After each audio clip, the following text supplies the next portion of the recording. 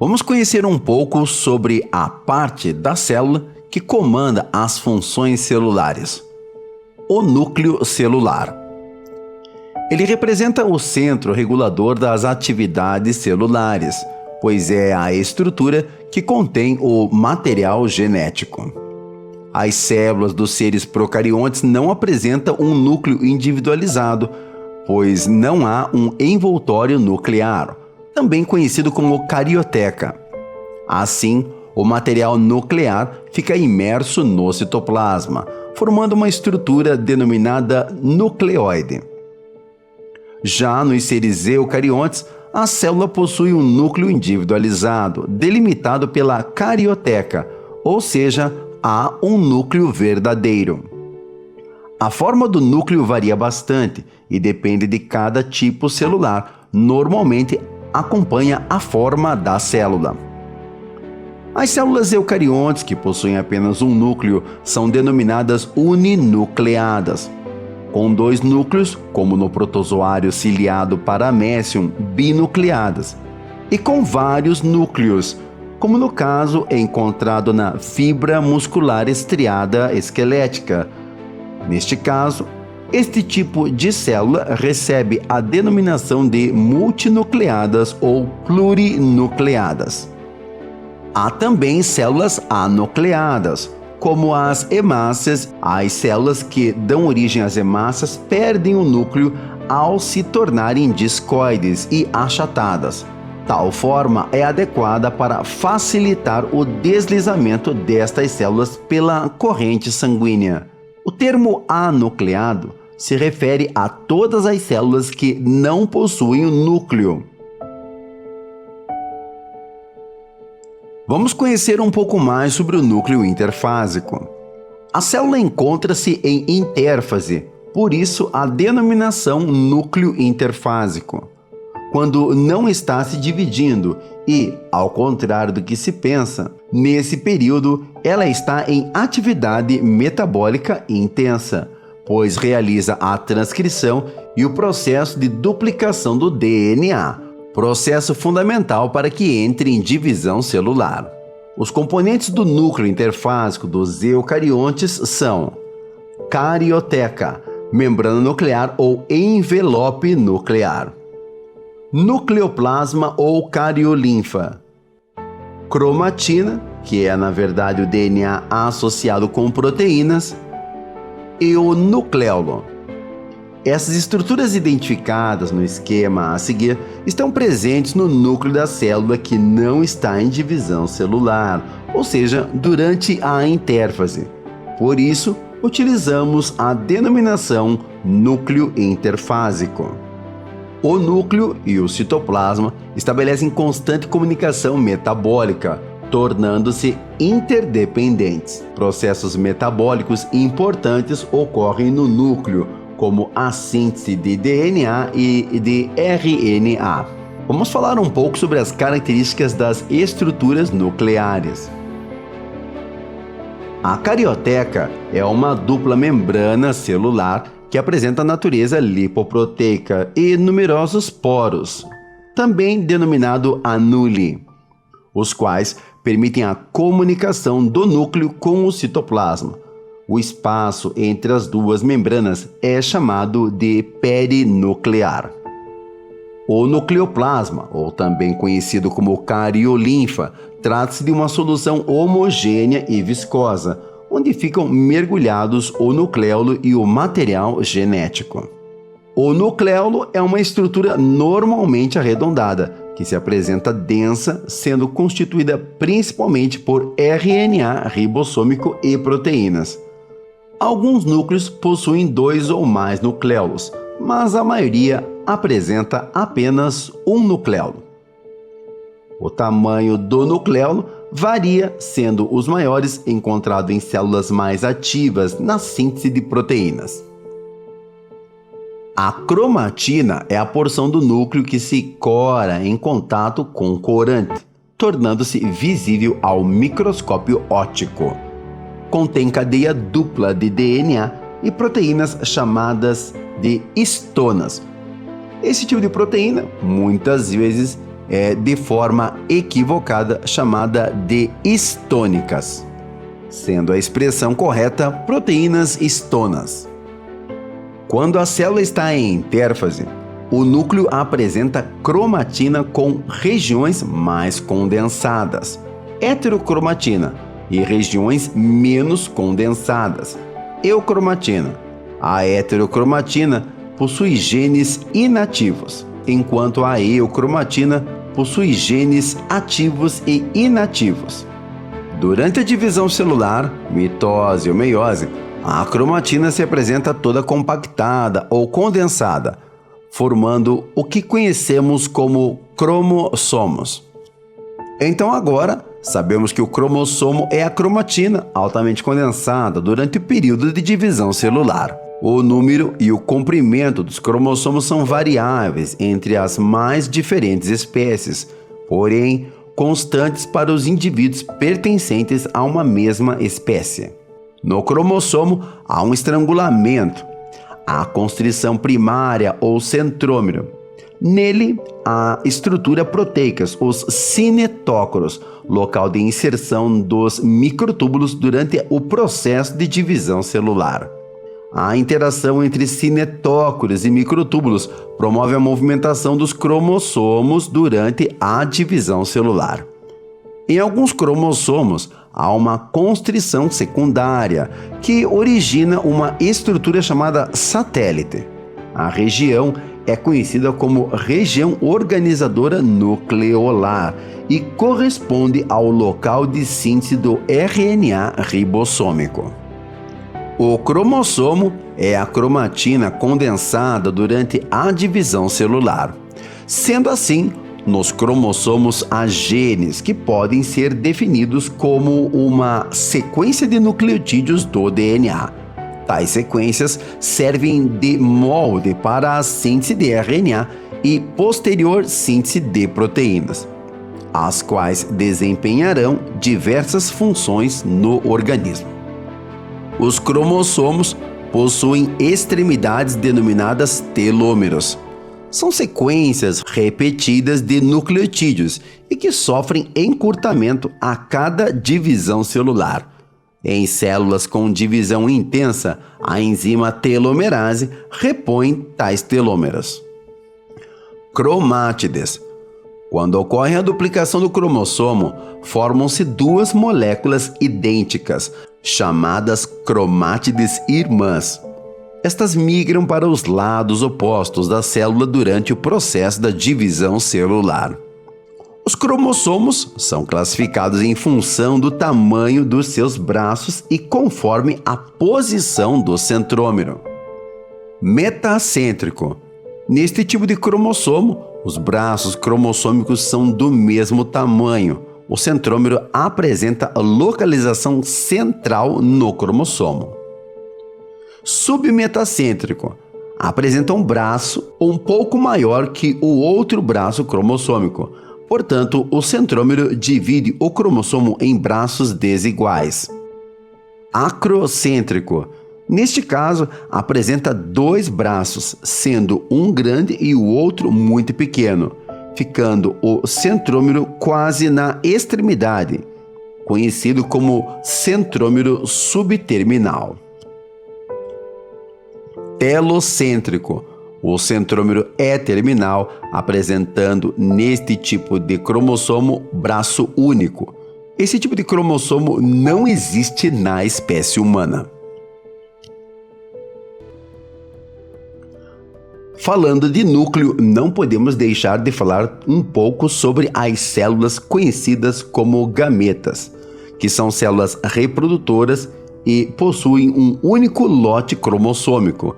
Neste caso, são denominadas células haploides ou também células N e possuem a metade do número de cromossomos. Cada lote haploide de cromossomos recebe a denominação de genoma. As células somáticas possuem dois conjuntos cromossômicos, sendo denominadas de diploides ou com 2N cromossomos. Vamos conversar um pouquinho sobre a espécie humana e o seu padrão cromossômico. A espécie humana também apresenta seu padrão cromossômico, como visto em qualquer ser vivo. Nós possuímos 46 cromossomos e sua distribuição pode ser entendida da seguinte forma.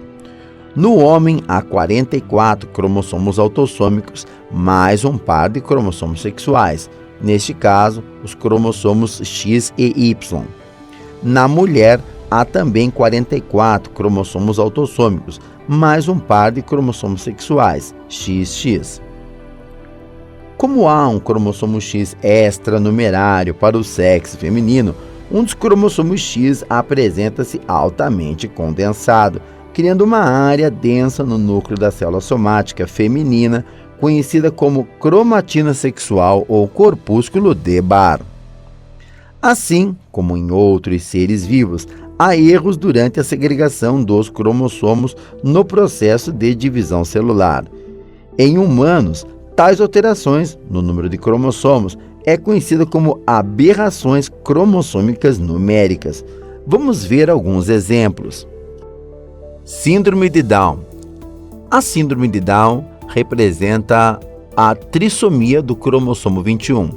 Esses indivíduos vão ter 45 cromossomos autossômicos, porque veio o cromossomo de número 21 a mais XX ou XY. Neste caso, podendo ser a menina com síndrome de Down ou o menino com síndrome de Down. Note o cariótipo ao lado, onde você pode ver o cromossomo 21 a mais para o padrão cromossômico desses indivíduos. O total, portanto, é de 47 cromossomos. Síndrome de Patot. Na síndrome de Patot, os indivíduos apresentam 45 cromossomos autossômicos mais o par de cromossomos sexuais, podendo ser XX ou XY. Note no cariótipo ao lado que o indivíduo com síndrome de Patot tem o cromossomo de número 13 a mais. Portanto, nós poderíamos representar esses indivíduos como 45 cromossomos autossômicos, porque veio o cromossomo de número 13 a mais XX ou XY. Logo, o total de número de cromossomos do indivíduo com síndrome de Patot seria de 47 cromossomos. Indivíduo com síndrome de Edwards. Note no cariótipo ao lado que o indivíduo com síndrome de Edwards apresenta um cromossomo a mais, o cromossomo de número 18. Portanto, de forma resumida, esse indivíduo ele teria 45 cromossomos autossômicos, porque veio o cromossomo de número 18 a mais o par de cromossomos sexuais, XX ou XY. Neste caso, o indivíduo apresenta o total de 47 cromossomos. Indivíduo com síndrome de Klinefelter. Esse indivíduo ele apresenta 44 cromossomos autossômicos, mais 3 cromossomos sexuais, XXY. Note no cariótipo o cromossomo X extranumerário que se encontra no cariótipo do indivíduo com síndrome de Klinefelter. O total de número de cromossomos desse indivíduo é de 47 cromossomos. Os indivíduos com síndrome de Turner apresentam 44 cromossomos autossômicos mais um cromossomo sexual, neste caso, o cromossomo X. Note você, no cariótipo ao lado, a ausência de um cromossomo sexual. Portanto, os indivíduos com síndrome de Turner terão no total 45 cromossomos. O projeto Genoma Humano foi desencadeado a partir de 1987, com o objetivo inicial de sequenciar os cerca de 3 bilhões de nucleotídeos existentes nos cromossomos humanos.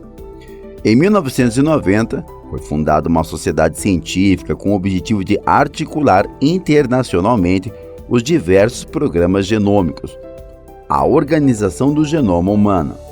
Houve o envolvimento do Consórcio Público Internacional, Projeto Genoma Humano, e da empresa norte-americana Celera.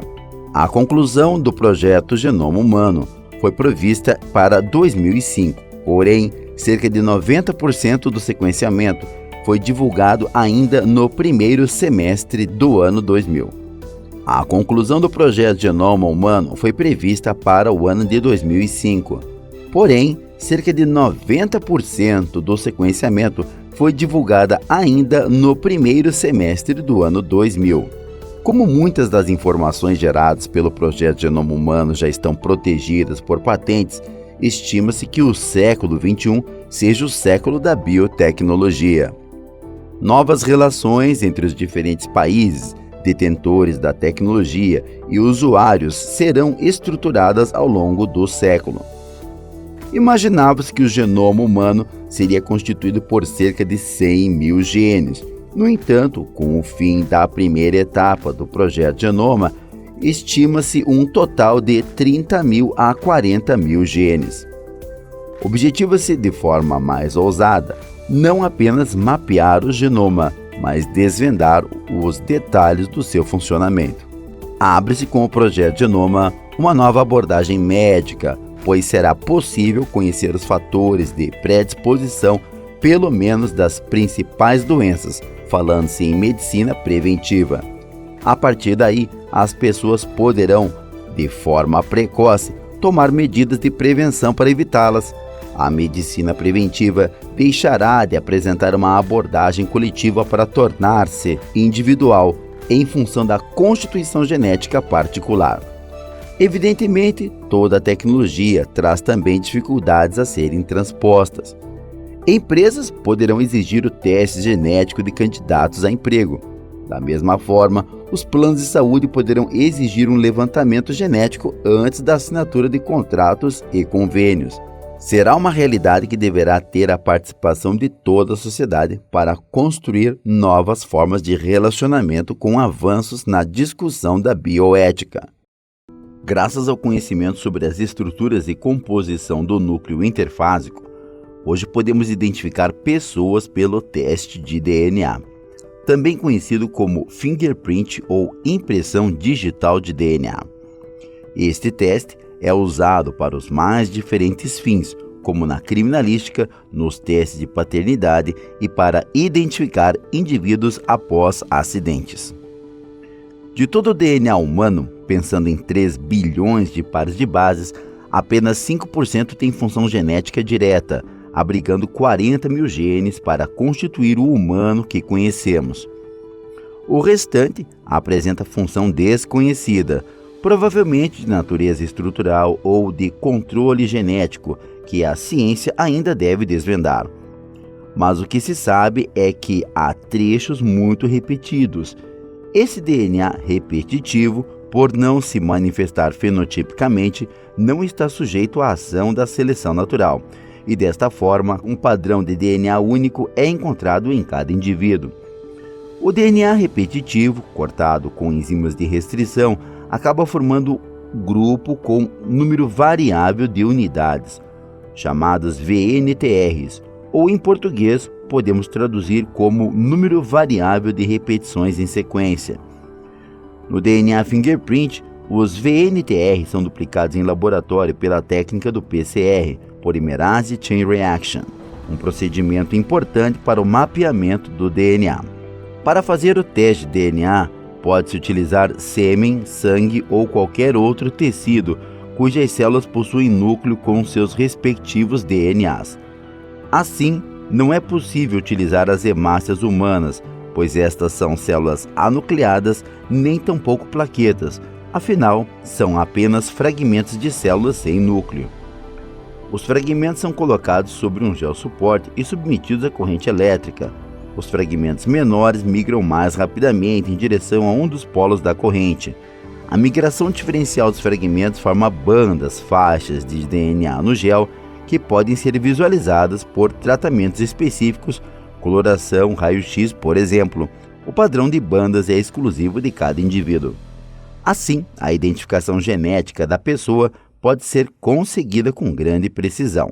A técnica tem sido muito utilizada com sucesso para resolver casos na criminalística e como teste definitivo nos eventos de paternidade duvidosa.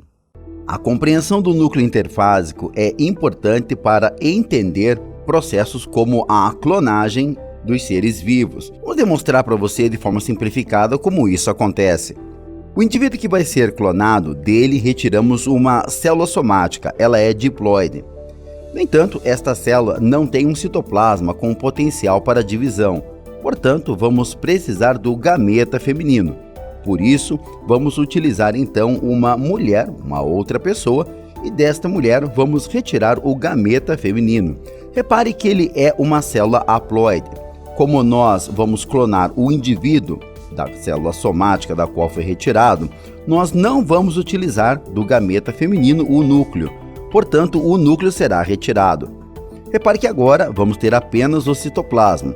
Esse citoplasma do gameta feminino contém elementos importantes para desencadear os processos de divisões celulares necessários para que inicie o processo de clonagem. Então, agora pegamos a célula somática, que tem núcleo, e vamos fundir essa célula somática com o citoplasma anucleado, oriundo do gameta feminino. Após a fusão, teremos então uma célula com um núcleo diploide e com um citoplasma propício para que então possa desencadear os processos de clivagem, de divisões celulares. Com estímulos em laboratórios, que não serão destacados aqui, essa célula passará por uma série de divisões celulares. A partir do momento que nós temos um pequeno conglomerado de células, lembrando um blastocisto, vamos então buscar o que chamamos de mãe de aluguel. Ou seja, a partir de agora, nós poderíamos inserir essas células no útero de uma mulher que possa fornecer esta condição para o processo de clonagem. Após 9 meses, então o clone ele irá nascer. Este menino, no caso o clone, ele não é um clone perfeito, por 2 motivos. Primeiro, porque as suas células apresentam 2 populações de mitocôndrias.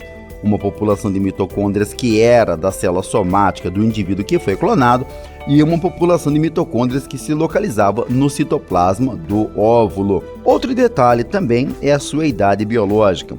Se o indivíduo da onde a célula somática foi retirada, por exemplo, ele tiver uma idade biológica de 30 anos, isso significa que os seus telômeros, as porções finais dos cromossomos, já estejam um pouco desgastadas.